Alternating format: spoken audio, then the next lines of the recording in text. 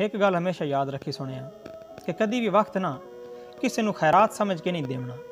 वक्त अगर कहनू देना है, कोई बंदा तेन मिलन आया है ना, तो यार उस दी दिल च तेरे वास्ते चाहत आई तो तेन मिलन आया है, इतना सफ़र करके आया है, तो कभी भी उसनू हकारात नाल नहीं वेखना। उसनू वक्त इंज नहीं देना कि जिमें आप किसी फकीर नू खरैत देंदे पे हैं मामूली जी।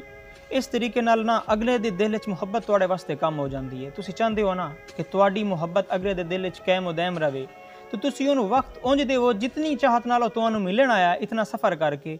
इस तरीके नाल तुसी भी उन्हें वक्त देवो, उसकी खातिरदारी करो।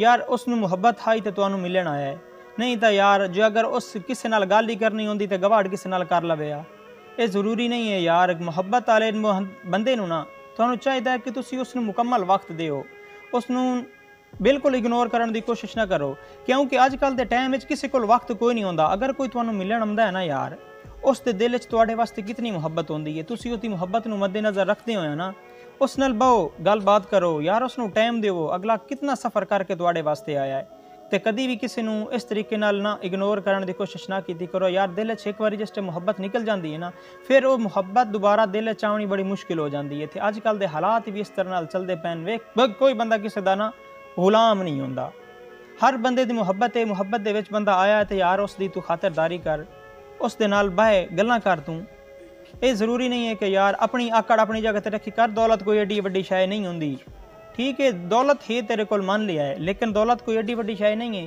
भाई एक बंदे की मुहब्बत नू तू अपनी दौलत तू ज़्यादा तरजीह ना देवें यार। मुहब्बत वड्डी है दौलत तू, लिहाजा मुहब्बत की कदर की करो। सुनियो